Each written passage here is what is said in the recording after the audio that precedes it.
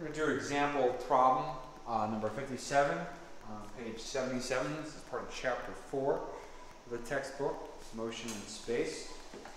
We're going to be using the problem solving method where we identify what we're trying to find, identify the given, known, or assumed information, identify what relevant equations are going to be used, solve those equations and assess our answer. And I have written your relevant equations. This is centripetal acceleration. This is the definition of acceleration, change of velocity over time, and these are the equations that we derive from projectile motion. I forgot the most relevant of all information equations, and that's Newton's second law, right? So, number 57 reads, a cyclist turns a corner with a radius of 50 meters at a speed of 10 meters per second. A. What is the cyclist's acceleration? B. If the cyclist and the cycle have a combined mass of 120 kilograms, what is the force causing them to turn? Okay, so what are we asked to find? What is the acceleration that they experience, and what is the force that's causing them to turn? What's given? It says that the cyclist turns a corner whose radius is 50 meters at a speed of 10 meters per second.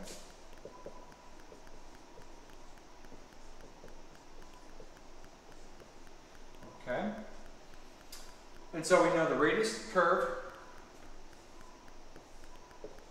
right? We know the speed that they're traveling at. They're asking us to find the centripetal acceleration and the force that's causing that centripetal acceleration. So what equations are relevant? Well, this equation right here, we use the speed and the radius to tell us the centripetal acceleration. And once we know the acceleration, we can use Newton's second law to find the force. Okay? So let's start, this one we don't even have to solve anything, it's already solved for acceleration.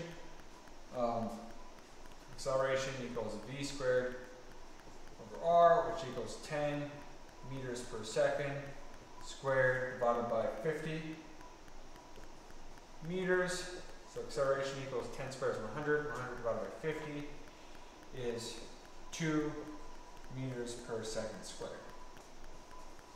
Circle our answer. And the force that's causing that, I forgot the given. That's in part B. It says their combined mass is 120 kilograms. We can use Newton's second law. Find the force. 120 kilograms times 2 meters per second squared. 120 times 2 is 240 newtons. That's the centripetal force. And 2 meters per second squared, I mean, it seems, I don't know, I guess it seems reasonable to me.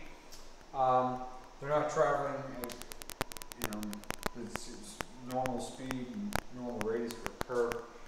I always like to put things relative to gravity, right? It's a fraction, it's less than a third of the acceleration of gravity. And the forces are forces, so it's more like, is this a reasonable acceleration? It seems like it is.